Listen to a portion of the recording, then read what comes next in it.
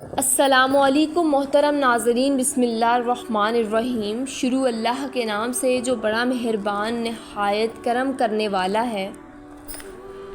قاضی ابو بکر بن عبد الباقی انصاری، جو کہ 5ویں صدی ہجری کے اولیاء امت میں سے ہیں، یہ اپنا واقعہ خود بیان فرماتے ہیں کہ میں ایک زمانے میں مکہ معظمہ میں مقیم تھا۔ غریبی اور محتاجی کی وجہ سے فاقوں پر فاقے آتے تھے، لیکن ایک دن جب میں بھوک سے بہت ہی بے تاب تھا اور بھوک کی تکلیف سے نجات حاصل کرنے کے لیے میرے پاس کچھ بھی نہ تھا، مجھے ایک ریشم کی تھیلی پڑی ہوئی ملی جو ریشمی دھاگے ہی سے بندھی ہوئی تھی۔ میں نے اس کو اٹھایا اور اپنے گھر لے آیا۔ کھول کر دیکھا تو اس میں ایسے نفیس موتیوں کا ہار تھا جس کو دیکھنا تو دور کی بات ہے، میں نے کبھی اس کا سوچا بھی نہ تھا۔ میں اس کو گھر میں رکھ کر باہر نکلا تو دیکھا ایک صاحب وجاہت بزرگ اپنے گمشدہ ہار کے بارے میں اعلان کر رہے ہیں۔ ان کے ہاتھ میں رومال میں بندھی 500 اشرفیاں ہیں اور وہ پکار پکار کر کہہ رہے ہیں کہ یہ اشرفیاں میں اللہ تعالیٰ کے اس نیک بندے کی خدمت میں پیش کروں گا جو میرا ہار کہیں سے پا کر مجھ تک پہنچا دے۔ مجھے بڑی خوشی ہوئی اور میں نے سوچا کہ وہ ہار انہی بزرگ کا ہے، میں ان کو دے دوں، کیونکہ میں اس وقت بہت بھوکا اور سخت حاجت میں ہوں۔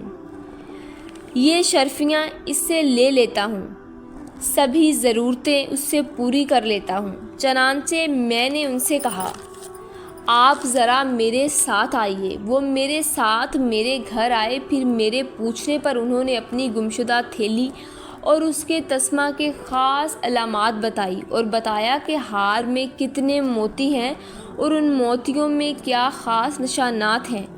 انہوں نے مجھے جو کچھ بتایا اس سے مجھے یقین ہو گیا کہ یہ تھیلی انہی کی ہے۔ انہوں نے اپنے اعلان کے مطابق 500 اشرفیاں مجھے دینی چاہیے۔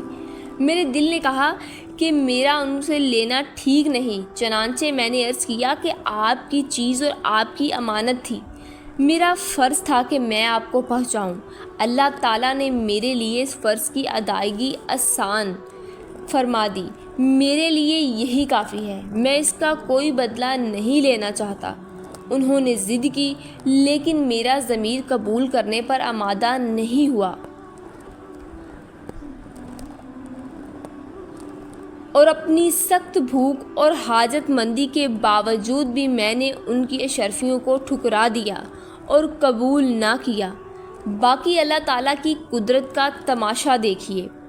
ایک مدت کے بعد مکہ معظمہ سے چلا اور ایک کشتی پر سوار ہوا جس پر اور بھی بہت سے مسافر سوار تھے۔ اللہ تعالیٰ کی شان، کشتی بیچ سمندر میں ٹوٹ گئی اور اس کے سارے مسافر ایک ایک کر کے سمندر میں ڈوب گئے۔ مجھے اللہ تعالیٰ نے بچا لیا اور میں کشتی کے ایک ٹکڑے پر کسی طرح سے بیٹھا رہا۔ سمندر کی موجیں کشتی کے اس ٹکڑے کو چلاتی رہی اور ایک مدت تک میں سمندر میں اس تختہ پر بیٹھا۔ مجھے کچھ خبر نہیں تھی کہ میں کہاں جا رہا ہوں۔ کشتی کے اس تختہ نے مجھے ایک جزیرے میں پہنچا دیا۔ جزیرے میں مسلمانوں کی آبادی تھی اور مسجدیں تھیں۔ میں ایک مسجد میں جا کر بیٹھ گیا اور قرآن مجید کی تلاوت کرنے لگا۔ وہاں کے لوگوں نے مجھے قرآن مجید پڑھتے ہوئے سنا۔ اس بات کا چرچا ہونے لگا۔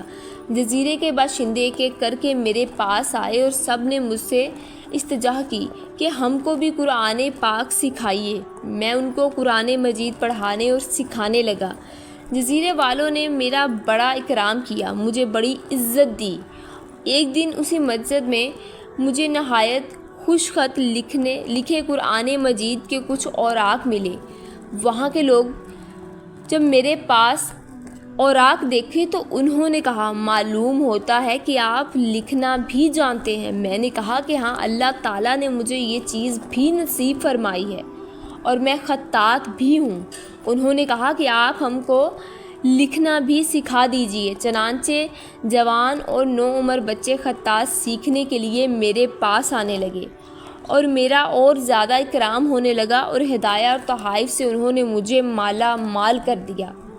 کچھ دن کے بعد وہاں کے لوگوں نے مجھ سے کہا ہمارے یہاں ایک بڑے معزز گھرانے کی ایک یتیم لڑکی ہے، ہم چاہتے ہیں کہ اس کا نکاح آپ سے ہو جائے۔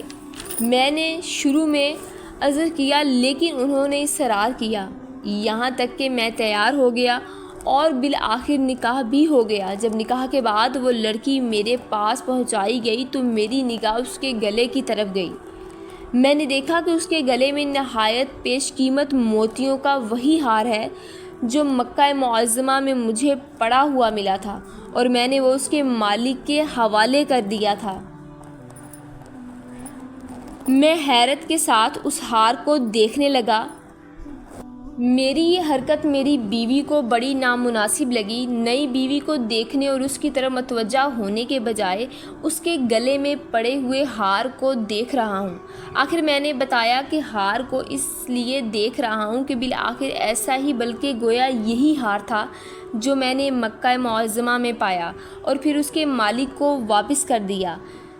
پھر میں نے مکہ معظمہ کا وہ پورا قصہ بیان کیا۔ لوگوں نے جب قصہ مجھ سے سنا تو سبحان اللہ اور لا الہ الا اللہ اور اللہ اکبر ان کی زبانوں پر جاری ہو گیا اور ایک شور مچ گیا، اور پھر ان لوگوں نے بتایا کہ بے شک یہ وہی ہار ہے جو مکہ معظمہ میں گم ہو گیا تھا، اور وہ بزرگ جن کو تم نے ہار واپس کر دیا تھا اس لڑکی کے باپ تھے جو ہمارے جزیرے کے بڑے نیک بزرگ تھے۔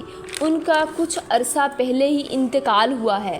وہ کہا کرتے تھے کہ میں نے دنیا میں بس ایک ہی سچا مسلمان مرد دیکھا ہے جس نے مکہ معظمہ میں میرا ہار پا کر مجھے واپس کیا تھا، اور میں اصرار سے اس کو 500 اشرفیاں دینا چاہتا تھا مگر وہ قبول کرنے پر آمادہ نہیں ہوا۔ لوگوں نے بتایا کہ وہ بزرگ برابر یہ دعا کیا کرتے تھے کہ اللہ تعالیٰ کسی طرح سے اس بندے کو میرے پاس پہنچا دے اور ایسی صورت پیدا فرما دے کہ میں اپنی بیٹی کی اس سے شادی کر دوں، اور آج ہم دیکھ رہے ہیں کہ اللہ تعالیٰ نے اپنے صالح بندے کی دعا کس طرح قبول فرمائی ہے۔ دوستو، اس ایک واقعے سے 2 کردار ابھر کر سامنے آتے ہیں۔ پہلا کردار اس مرد مومن کا ہے جس نے ہار پایا اور اسے بنا کسی موافقے کے واپس کر دیا۔ اگر ایک مومن اپنی نیکی کا بدلہ کسی بندے سے نہیں لیتا تو اللہ تعالیٰ اس کی غیب سے آسانیاں فرماتا ہے۔ اللہ تعالیٰ کی نافرمانی سے بچتے ہوئے محض اس کی خوشنودی کے لیے بندہ جب اپنے آپ کو کسی سختی میں مبتلا کر دیتا ہے اور اس پر بھروسہ کرتے ہوئے پریشانیاں جھیلنے کے لیے ہر خوشی تیار ہو جاتا ہے تو اللہ تعالیٰ اس کے لیے ایسی صورتیں سے آسانیاں فراہم کرتا ہے کہ جنہیں وہ کبھی سوچ بھی نہیں سکتا۔ دوسرا کردار اس مومن کا ہے جس کا ہار گم ہوا۔ اگرچہ وہ خوشحال اور دولت مند شخص تھا لیکن اس نے اپنی لڑکی کے رشتے کے لیے ایک نیک شخص کی آرزو کی۔ جس شخص کے دل میں جتنا ایمان ہوتا ہے اس کے دل میں ایمان والوں اللہ والوں کی اتنی ہی قدر ہوتی ہے۔ مومن کی نظر میں عزت کا معیار صرف ایمان اور اللہ تعالیٰ سے تعلق ہوتا ہے۔ مال و دولت اور نسل اور خاندان سب اس کے لیے بعد کی چیزیں ہوتی ہیں۔ اگر آپ کو یہ اندازہ کرنا ہو کہ کس شخص کے دل میں اصل عزت اور قدر کس چیز کی ہے تو آپ یہ دیکھیں کہ وہ کس قسم کے لوگوں کو پسند کرتا ہے، وہ کن کی عزت اور احترام کرتا ہے۔ دولت کا پجاری ہمیشہ دولت مندوں کو بڑا سمجھے گا، انہی کی عزت کرے گا۔ اسی طرح جس کے دل میں ایمان کی منزلت ہوتی ہے وہ ہمیشہ سچے اہل ایمان اور اللہ والے نیک لوگوں کا احترام کرتے ہیں۔ اللہ تعالیٰ ہم سب کے دلوں میں ایمان اور محبت رسول صلی اللہ علیہ وآلہ وسلم پیدا کرے اور اللہ والوں کی محبت پیدا کرے، آمین۔ ویڈیو پسند آئی ہو تو ویڈیو کو لائک کر دیجئے، چینل کو سبسکرائب کر دیجئے۔ ملتے ہیں نیکسٹ ویڈیو میں، تب تک کے لیے اللہ حافظ۔